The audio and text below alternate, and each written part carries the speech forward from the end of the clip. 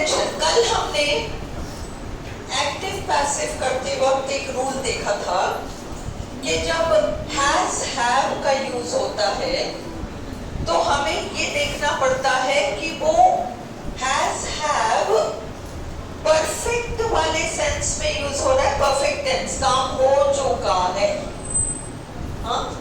या फिर क्योंकि हैज हैव का एक बाध्यता वाला सेंस भी आता है, हमने हैव के यूजेस देख रखे हैं, तो जब सेंटेंस हमारे सामने आएगा तो हम ब्लाइंडली ये रूल नहीं बना सकते कि जहां तुम हैज हैव हैड देख लो वहां तो तुम बी नहीं लगा देना, वो वर्कआउट नहीं करेगा।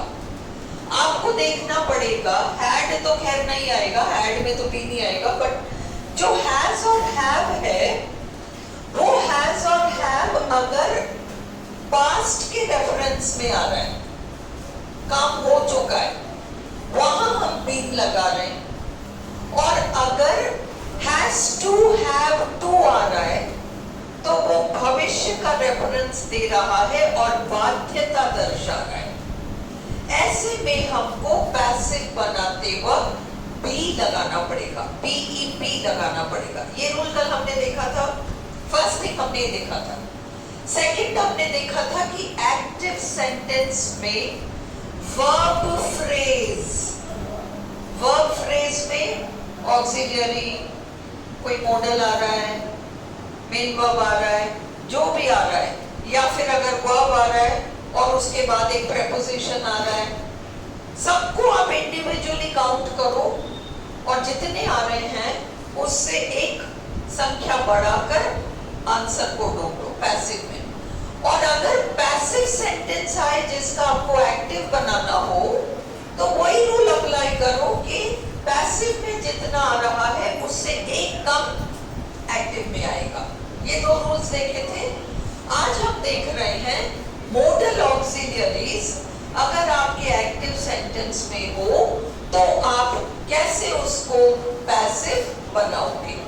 सेम रूल, मॉडल या तो पास्ट का रेफरेंस देगा या मॉडल आपका भविष्य का रेफरेंस देगा।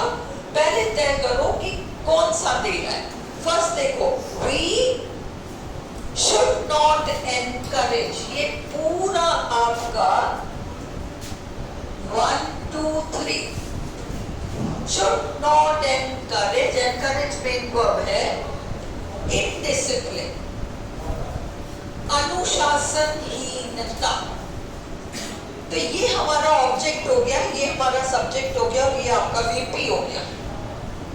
अब जब हम इसको पैसिव बनाएंगे तो नेचुरली यहां से शुरू करेंगे।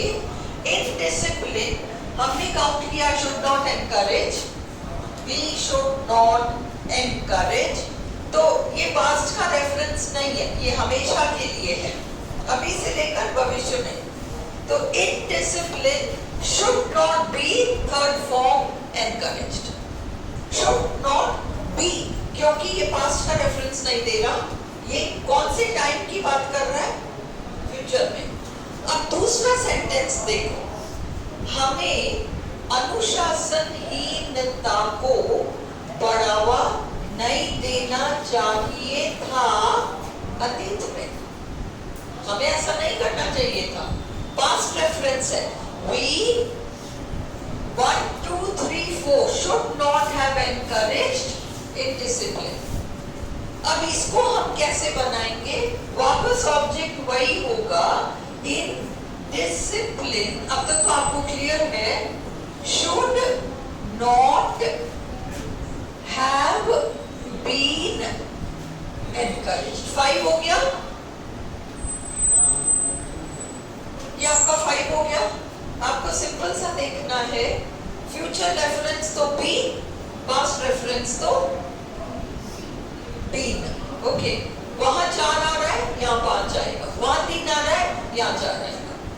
ओके, 1 2 3 आया आपके आंसर में, 4 एलिमेंट्स थे वर्ब फ्रेज में। यहाँ पे ऑलरेडी 1 2 3 4 आ रहा है, तो